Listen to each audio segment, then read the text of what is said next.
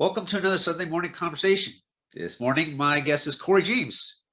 Not only is she a fantastic tattoo artist, but she's also the designer behind the brand Fill the Well Athletics. So thank you for joining, everybody. I hope you enjoy the story. So Cori, what came first, the triathlon or the tattoos?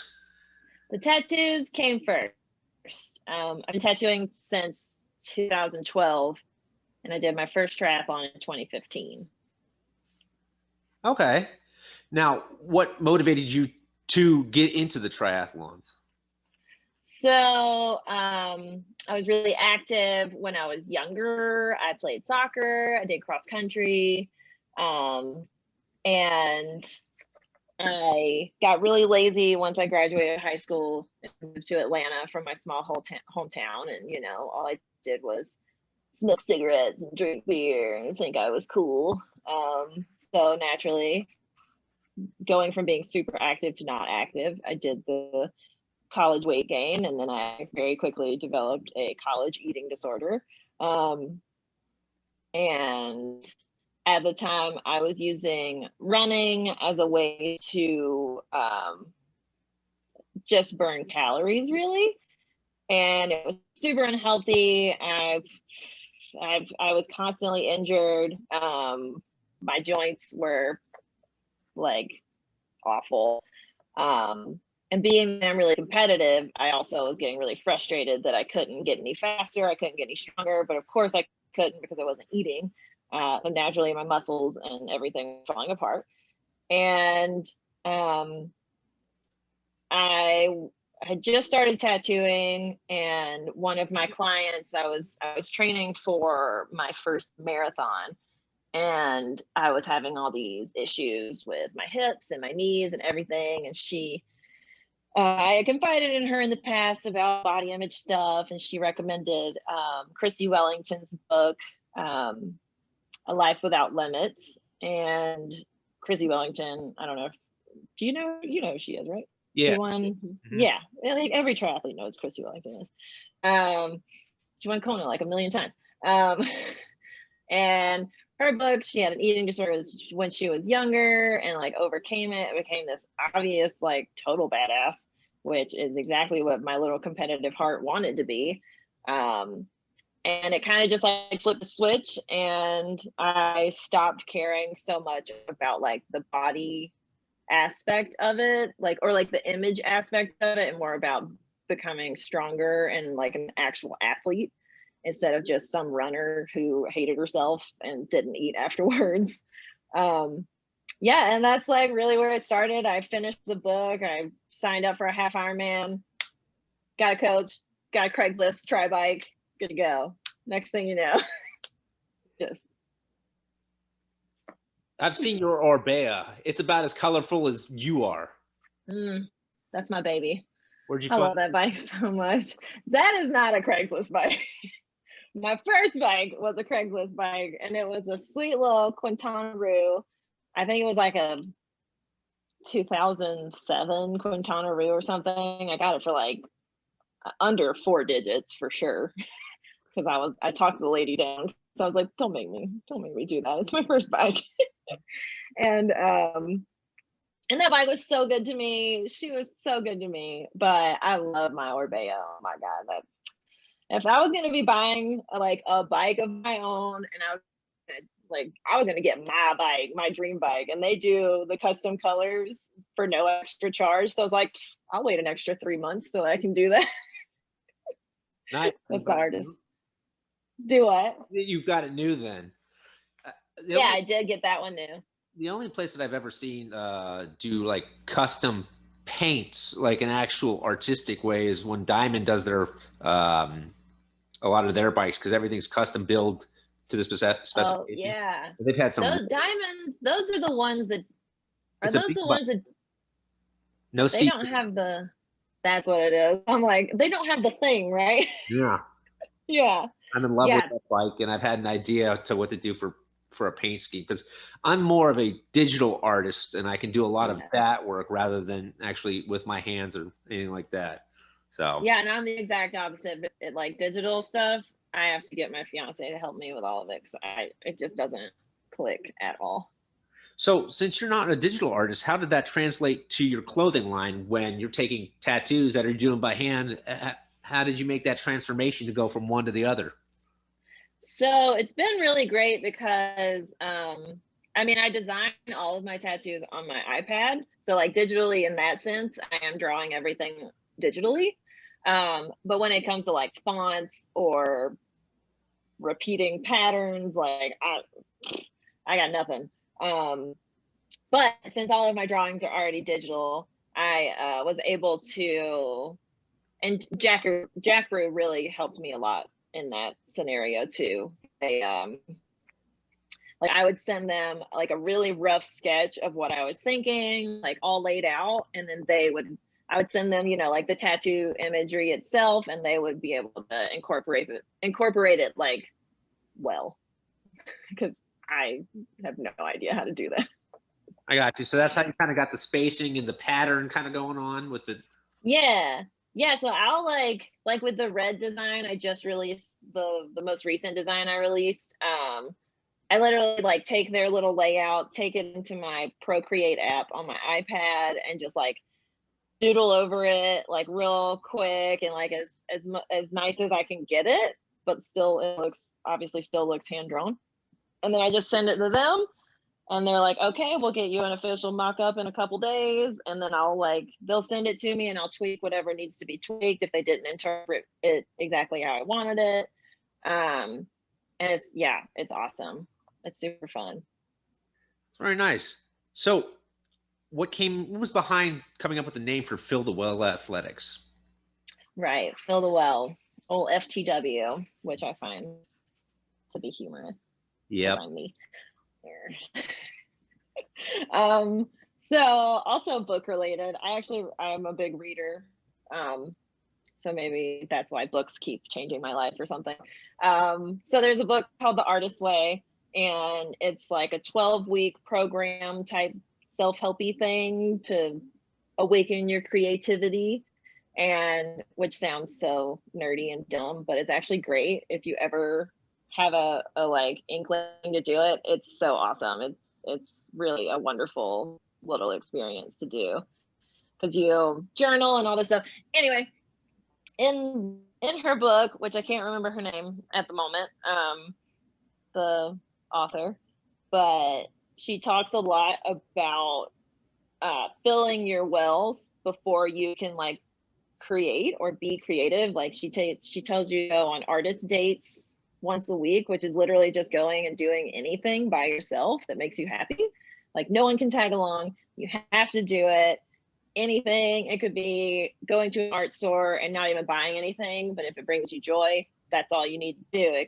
I would go to bookstores and just like walk around and be like, and not even buy anything, but I just love doing it. So like filling your well is meant to make it where like when your well is full, aka I like to think like your soul and just like your energy is full, you can not only create to your greatest potential, but you can like love people. This is how I've interpreted it, at least, like love people to your highest potential, create happiness in the world to your highest potential, all that kind of stuff. And I'm a big advocate for self-love and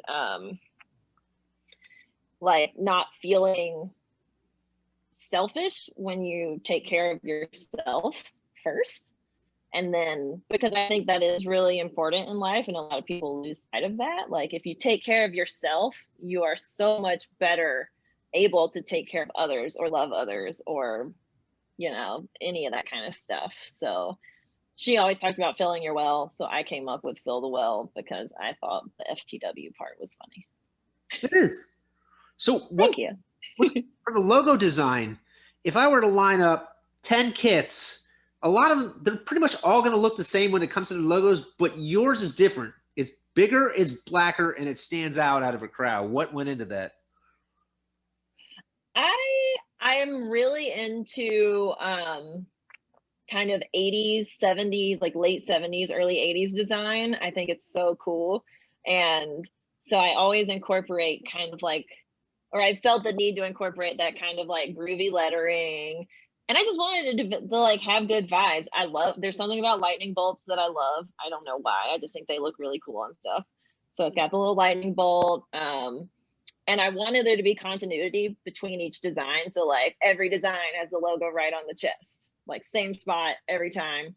And then the newest one has it like huge on the back too. Yeah, I saw that. It's the only one that I put it like really big on the back. So I was like, oh, I guess I should like The human make sure people dartboard. know what it's called. Yeah, I'm the billboard. Yeah, so it just was like my fiance helped me design it because he's the graphic designer of the two of us, and we kind of like tweaked a few things. At first I wanted it to kind of be in the shape of a smile, but that looked really weird and like doofy. So I was like, okay, let's reel that in and just make it a circle. At the end of the day, it's still a business. How's, since you started, how have your sales been? I mean, has it picked up, with steam, or how has everything been? I mean, it's been really fun. I don't think I've made a penny off of it yet, especially because I donate a lot of the proceeds, or I ended up donating all of the proceeds from the Girl Power line because it wasn't very much and I felt guilty. So I just donated all of it, like, hey guys, I'm selling stuff, so just take this. There'll be more coming.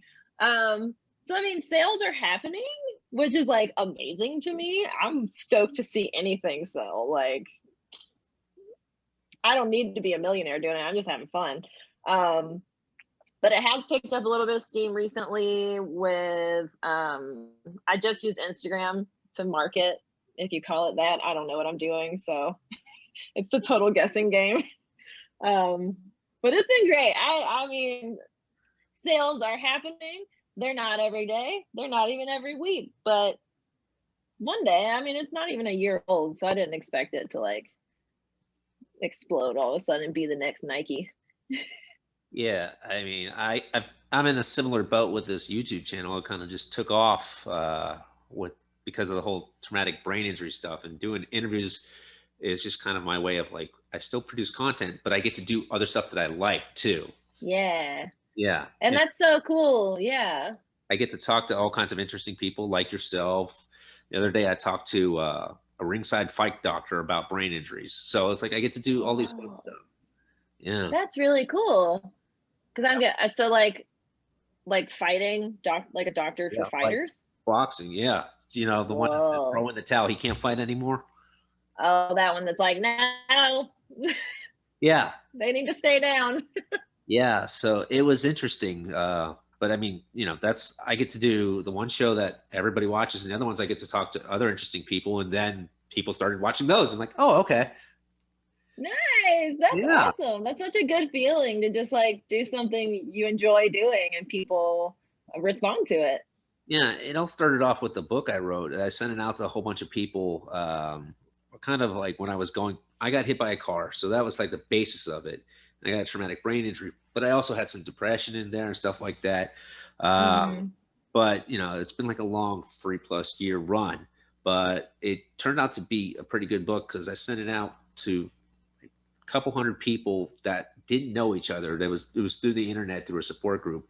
And they all are telling me, like, keep going with this. Okay. Well, then COVID hit, and I'm like, I need to do something. And I went on hiatus from training. So I put the YouTube channel up, and then it's like, oh, it just all took off. And then that was kind of what replaced it. It's like, yeah, it feels good to help people and do positive stuff. And a new sense of purpose in my life since my career got ended by my accident. So. Oh, no, it did? Yeah, I'm an architect. Oh, no. And it ended your career? Yeah, I'm not as fast as I used to be. I mean, you can't really work in a deadline-driven profession anymore. Gotcha. Yeah. Dang. And how long ago did your accident happen? October 5th, 2017. It was like 9 days after Ironman Chattanooga. Stop it. Yeah. I decided you should have been resting. I decided I was going to do bike commuting to get extra miles in the off season. And I had just went on my health insurance October 1st for the work because I just switched jobs before Chattanooga. So in some ways I got lucky. So you were just bike commuting in Atlanta? I was going from Vining to Decatur.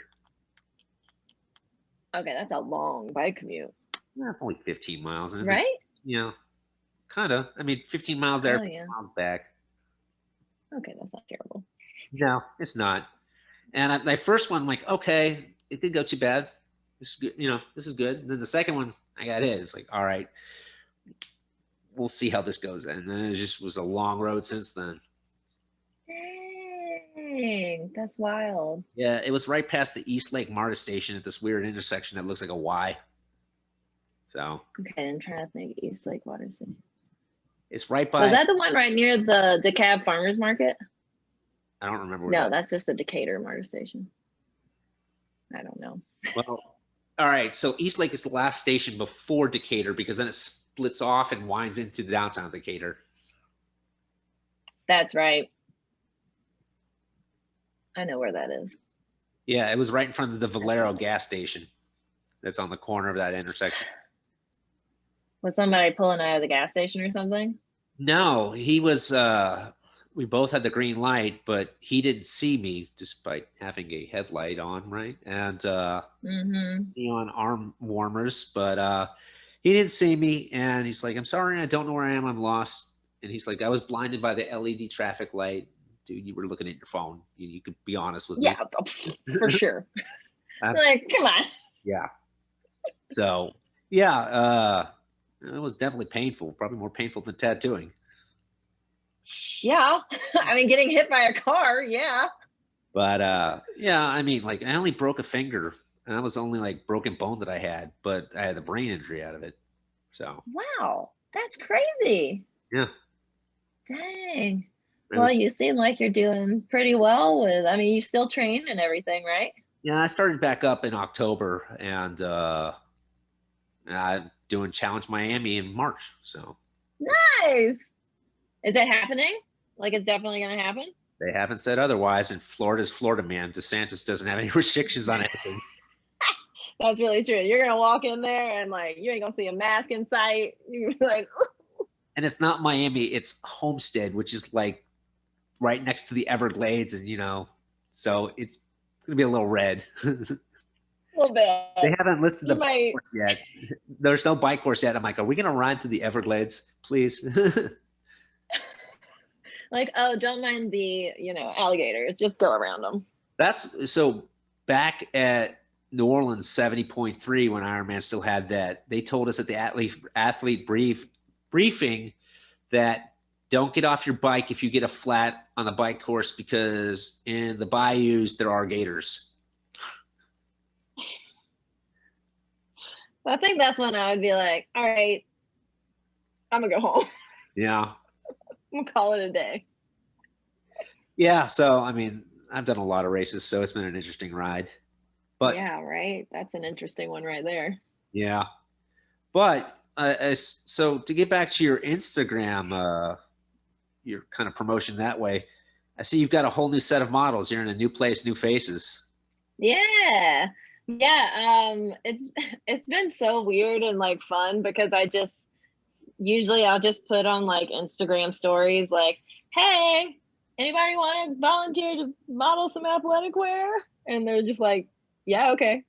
Like, cool. So let's go do that. And I made friends really early on moving here with a photographer that I tattooed, my friend Larissa. And she has been like such a doll about all of it. She's game for anything and she's super talented. So it's been like, okay, so at least I look like semi-pro because I have like nice pictures, but also me acting like an idiot sometimes in those nice pictures, but that's okay. Yeah, a good photographer kind of makes a world of difference. I think so. I feel good about having that because I mean, I want it to feel homegrown, but I also want people to trust that I'm not some scammer trying, like Instagram can be really sketchy. So like, I want them to think it's a real business with a real person that's like, hi, I'm not here to like steal your money. Like, and it's good stuff. I promise. Pinky swear. So you retired one of your kits. What made you want to do that? Well, I'm kind of thinking that I'll kind of do that periodically just so I can continue to create more. But that one just kind of like, it felt like it ran its course. I got a small amount of flack from people, or one person saying that just be nice is not a good saying and that it promotes like letting people bully you or something. And I was just like, okay, okay. I didn't expect anyone to have a problem with the saying just be nice, but okay. So I eventually I was like, I just like ignored it for a long time. It was always in the back of my mind. And like the last thing I want to do is have someone think that I'm promoting bullying or something. So I was like, all right, I'll just retire that one and find more, maybe just something even nicer to say other than just be nice on the next design someday. So speaking of the next design, what else do you have coming up, or what are your plans for this Fill the Well project? I'm working on trying to wrap my mind around one design. Hopefully it'll work. But right now I've just been like super amped on that red design. I don't know why. So I've just been promoting the crap out of that. But I'm hoping to do some like love y'all stuff because that's like my favorite saying. It's on my knuckles. I'm from Georgia. So I want to do a love y'all kit because nobody's gonna have a problem with that, right? And I mean, we'll there's go going to be from someone there. who's going to say something about y'all. There's going to be somebody that says that. Yeah, and they're gonna be like, "Is the apostrophe in the right place?" And we're like, "Look, I'm from the South. I know where the apostrophe goes. Leave me Bless your alone." hearts. Bless your heart. Uh-huh. Yeah, I should make one that says that, but like, it's the like mean Southern way of saying "bless your heart." Yeah, I learned that from my. So I have a couple family members down here, and my uncle and his wife have kids, but they were like almost 20 years in age difference because my mom had him young and he had his old. But so Hmm. I knew their nanny for a long time, and she would say it all the time. I'm like, what does that mean? She's like, I'm calling you an idiot. Like, just to clarify, Yeah. bless your heart means like, bless your heart. Uh-huh. Yeah. But then there are the ones where you're just like, oh, bless their heart, and you mean it. It's all about the inflection. Yeah. If Definitely. it's got the like, it's like an eyebrow thing and an inflection thing, and then you know if it wasn't meant to be, you dumb. Yeah. So now that you're in a new place and you kind of got all these new people, have you found a new substitute for ATC? I don't think anything could ever replace ATC in my heart. Personally, I will forever love Atlanta Triathlon Club forever and ever. That club changed my life, and really, like, I mean, I've found some really cool training buddies out here, but I have a new coach out here, and she's amazing and has an awesome team. But they're in Denver, and I'm in Boulder, and it's hard for me to like commute to train with them often, especially since I live in Boulder. And like, why would I leave Boulder to train when I live in Boulder? But ATC was just so great. Like walking into a room full of triathletes, which is usually like wealthy white people, and I'm like the tattooed weirdo driving, like at the time I was driving like my crappy Honda Civic and I had my Craigslist bike in the trunk. Like it was very intimidating. And they just welcomed me in like it was not, and I just felt so like loved and accepted, and it was so great because it was scary. And I think if I hadn't felt that like camaraderie and inclusion, I maybe wouldn't have like fell in love with triathlon the way that I did. So have you ever thought about lending your talents, your design talents, to doing team kits? Oh yeah, I mean, if people asked me to, I would totally design stuff. It's just a matter of like, do they want me to? I mean, I designed one team kit for my last coach, Cori Rucker. Do you know Cori? I'm sure we've met at some point. I just don't remember all the faces anymore to put. Yeah. I'll remember what they did, all this stuff about their details, but I just can't remember names anymore. Yeah. She's like the sweetest little nerdiest PT physical therapist, little weirdo, and I love her with my whole heart. And the whole reason I got a new coach is because she decided she's gonna go on a little spiritual journey and is selling everything she owns and hiking the Appalachian Trail. And I was like, yes, queen, do it. I'll get a new coach. You live your best life. You could put it in storage. You don't have to sell it. But that's just how she is. She was just like, oh yeah, I'm selling everything. I don't want to come back to it until I have to come back to it. I was like, you do you, girl. Before my brother moved out to Denver, he's like, man, paying all this rent sucks. I said, well, you could go the Appalachian Trail for 6 months. You know, you don't have to pay any rent. There's food on the trail. True that. Yeah, definitely. So yeah. how's training like in Boulder? I mean, I know it's the mecca for triathletes and you get to naturally blood dope and all that fun stuff. Yeah. Altitude training. It's amazing. We moved here, like, how the hell are we going to afford to live in Boulder, Colorado? It's so expensive, but it's been great and we've made it work. And I feel like it's because we were like totally meant to live here. And that's why it's been so wonderful. Because I raced here in 2017. I did Boulder 70.3 and was like, I have to live in this town. That I need to be here one day. And 2 years later, we moved here. And it's just so epic, dude. I swim at Rally Sport, and like before quarantine and everything happened, there were numerous days where Marinda Carfrey was in the lane beside me, and I was just like, like, don't freak out. Don't freak out. And it's incredible. I mean, like, it's also very intimidating because I'll go for a run and like 3 professional runners that I follow on Instagram will sprint past me, like not even sweating. But whatever, that's awesome. Yeah. It's amazing out here. Everyone should move here. As long as I don't have to have my brother as a roommate, I'm okay with that. You can do it. You can make it work. If we can make it work, anybody can make it work out here. That's what I think. Live the dream. Yeah, definitely. Well, Cori, thanks for coming on with me today. I appreciate it. Oh my God, this was super fun. Thank you for having me and for asking me to do it. I had a blast. Yeah. I'll cut it there. But so what races are you doing this year? I'm currently signed up for, I rolled over my races from last year for Boulder 70.3 and Ironman Arizona. I was going to do Florida 70.3 last year, but now it's the weekend before my now wedding, so I'm not doing it that this year. Oh. Yeah. I ain't trying to go to Florida the week before my wedding, just saying. Yeah, I mean, I guess there's not worse places you could go. Yeah. I don't want to go. All mine rolled over, and I had like, 2 of them refunded, and I had 17 last year. 2 refunded, and then the other 15 rolled over.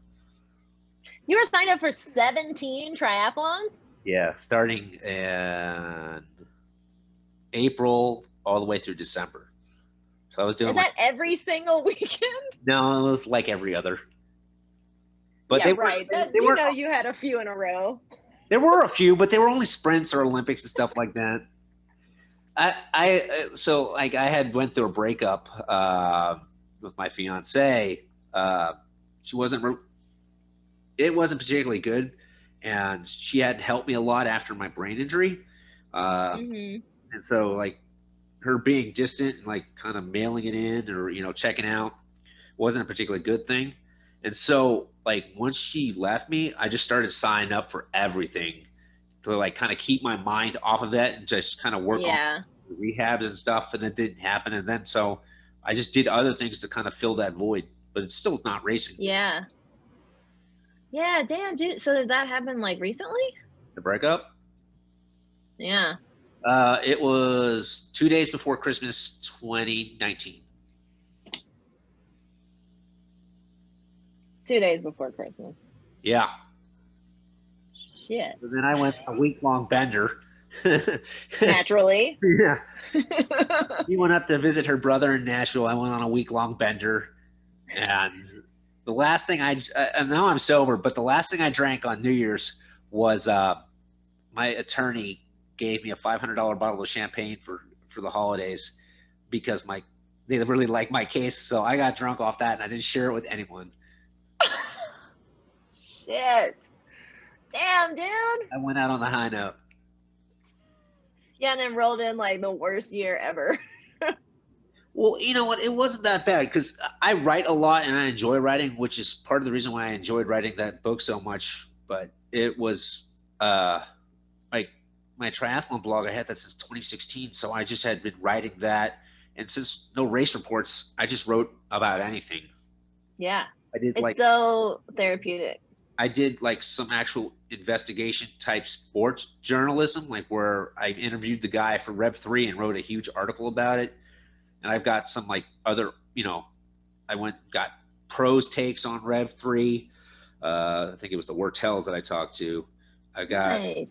and I just kind of went in depth with it, and they're like, "Whoa, this is really good." I'm like, "Oh, thanks."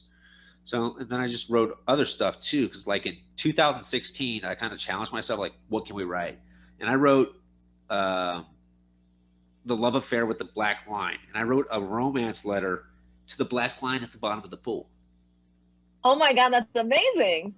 Yeah, it was, and it's like it talked about how I had taken you for granted and stuff like that. So yeah, yeah, it was. Dude, so you like have been staying busy. Yeah, That's awesome. Then after I wrapped up the book, I stopped it on the 3rd anniversary. I'm like, okay, well, now that this is done, I've taken care of everything else. The only thing left is to start training again and clean my house. So. And then you had plenty of time to start that because the world came to a screeching halt. Yeah, and surprisingly, Challenge Daytona was still going on. I'm like, I've got 2 months and I haven't done anything in 7. I said, I'm not going to be able to finish this. So they deferred me to Miami. Oh, I see. So you were supposed to do Daytona in December. Yeah. I was like, okay, I'll get in shape for this. And then I didn't do it. And it's like, well, I have 2 months left. So this is not happening. Well, now you have time, though. Yeah. Well, thank you, Cori. I appreciate it. Oh my God, this was great. Thank you. This was a lovely experience. I'm going to come out there and do Boulder 70.3 eventually because my last job before I had to stop working was a travel job, and I have like 200,000 sky miles and all these hotel points, so I'm going to start traveling for races. So I'll be out there for Boulder.